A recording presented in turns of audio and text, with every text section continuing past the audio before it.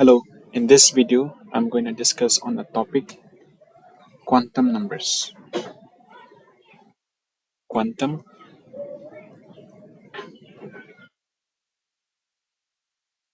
numbers. So, quantum numbers are actually the numbers that describes the shell, subshell, the orientations as well as the spin. Under these quantum numbers, there are actually four types. The first one is called the principal quantum number. The second one is the azimuthal quantum number. Okay. The third one is called the magnetic quantum number,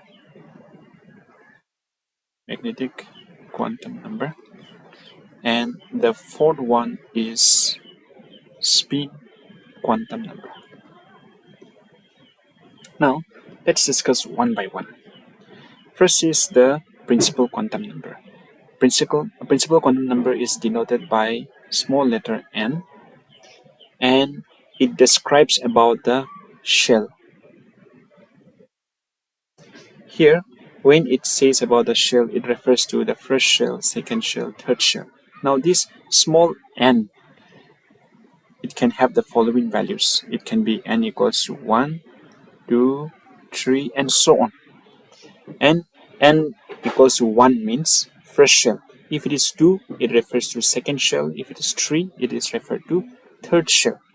In alphabetical form, 1 can also be K, 2 can also be L, and 3 can also be M, and so on. Now, let's go to the next one, that is azimuthal quantum number. Azimuthal quantum number is denoted by small letter L.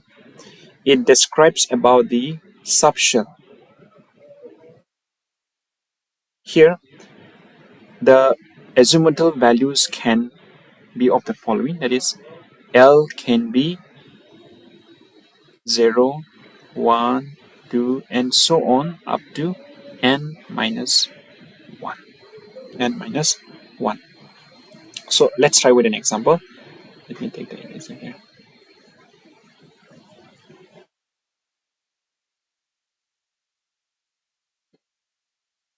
Suppose, for example, let's try it with n equals to 1. So if n equals to 1, then L equals to 0. If n equals to 2, then L can be 0 as well as 1. Okay. Now, as I have mentioned earlier, that for the principal quantum number, if n is 1, then we have the letter K. If n equals to 2, we have L. Then same way, even for L equals to 0, it can be S. For 0, again here S, and this one will be P. So that means if L equals to 0, it is S subshell. If it is 1, it means P. If it is 2, it means D. If it is 3, it will be F, and so on. Okay. Then now let's go to the next one, that is the magnetic quantum number. So the magnetic quantum number,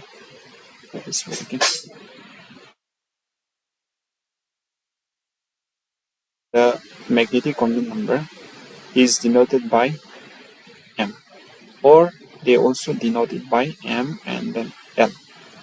Here the M value can be from minus L to 0, then it will go till plus L. Let us see one example. If if if if if if L equals to 0, then M is also equal to 0. If L equals to 1, then M can be minus 1, 0, and plus 1. That means if L is 0, okay, there will be M equal to 0. And one more thing is that in magnetic quantum number, it describes about the orientation. That means if L equals to 0, then M is 0. That means it has only one orientation. If L is equal to 1, then M can have -1, 0, and +1. That means here there can be 3 orientations. Now let's go quickly to the spin quantum number. In spin quantum number, the spin quantum number, it describes about the spin of the electron. Let us see how it is. The spin quantum number is denoted by small letter s, or they also write ms. Now the spin of the electron can be represented by +12 or -12. That means one of the electron is